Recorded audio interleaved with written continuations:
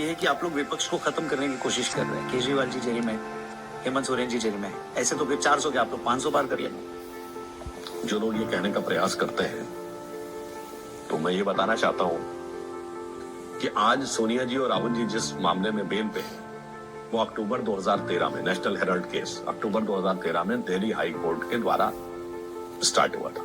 हमारी सरकार नहीं।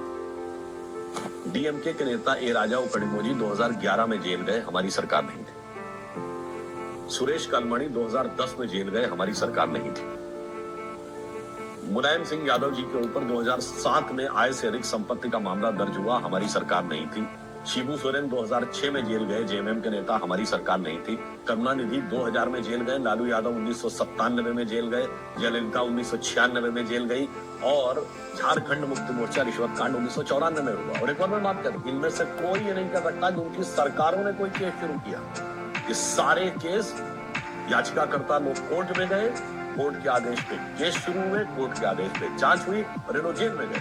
तो मैं कहना चाहता हूं भाई, हम पिछले 30-35 सालों में, और उसके आगे जाइए तो 1987 में राजीव गांधी जी पे आरोप लगा, 1990 में एफआईआर दर्ज हुई। तो भैया बताइए 2014 से पहले, यानी हम जब बच्चे थे, हम जब छात्र से वहां से जवानी की पूरी दहलीज पार कर गए, इन लोगों को जेल से अंदर बाहर आते जाते देखे, आप कह रहे हैं कि साहब 2014 के बाद मतलब कोई इसको कोई शब्दशा न ले, मतलब कोई हिस्ट्री शीटर आके ये कहे कि साहब ये थानेदार जब से आया है तब से हमको थाने में ज्यादा बुला रहा है, तो ये समझ में नहीं।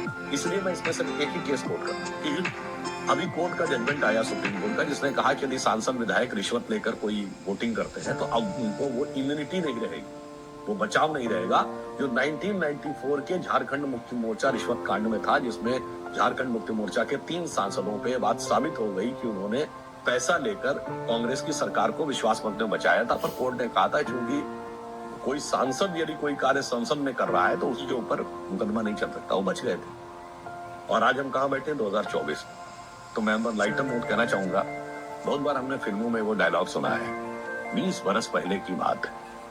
तो मैं कहना चाहता हूं 30 बरस पहले की बात, यही जेएमएम था और यही कांग्रेस थी।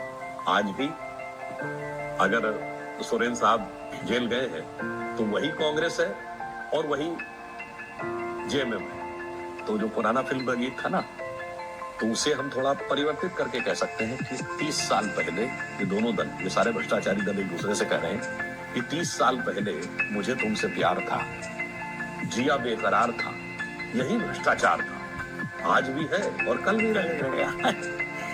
लेकिन सर, जांच एजेंसियां इंडिपेंडेंट है ये बोला तो जाता है आप लोगों की तरफ से, फिर भी एक रिपोर्ट के मुताबिक ईडी ने जो पिछले 10 सालों में केसेस फाइल किए हैं, उनमें से 95% केस विपक्षी नेताओं के पिछले 10 साल, मतलब 121 में से 115, जो एक रिपोर्ट मेरे पास है। लेकिन यूपीए सरकार के टाइम ईडी ने 10 सालों में जो टोटल केस फाइल किए थे, उनमें से सिर्फ आधे ही ऑपोजिशन पर थे। तो इसका क्या रिबटन है, इसका कैसे जवाब? वो अपोजिशन क्या थी, जरा उसे डिफाइन करेंगे। यही तो बदल गया। उस आधे में कौन था? जेएमएम भी थी, वो मुलायम सिंह भी थे, उसमें मायावती भी थी। ये सारे उस समय उसमें वो लोग अपने पक्ष का मानते थे। मैं एक और बात कहना चाहता हूँ, चलिए, ये 17वीं लोकसभा चल रही है और 18वीं लोकसभा के लिए हम लोग चुनाव में।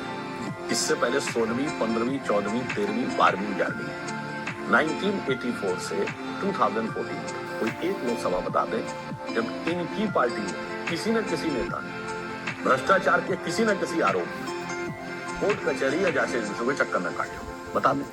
तो ये तो आपका हमेशा से रहा है, हमेशा आप भ्रष्टाचार के आरोप में जांच एजेंसियों के चक्कर काटते रहे हैं, और अब आप अकारण यह बात कहना चाह रहे हैं। तो हमें बता दें कि भाजपा के किस नेता के ऊपर रहा उस समय कोई भ्रष्टाचार का केस? तब भी आप ही इन्हीं पार्टियों की तरफ था, चाहे ये इस तरफ रहे हो या उस तरफ रहे हो, आज भी उन्हीं की तरफ है। तो भ्रष्टाचार की आदत और भ्रष्टाचार की फितरत नहीं बदली है, सिर्फ सियासत बदल गई। तो आप अपने करियर में सूचना सलाहकार भी रहे और सबसे युवा राजनीतिक सलाहकार भी रहे, तो इस वक्त अगर आपको राहुल गांधी जी और अरविंद केजरीवाल जी को एक एक सलाह देनी होगी तो क्या देंगे? बताइए क्या सलाह देंगे?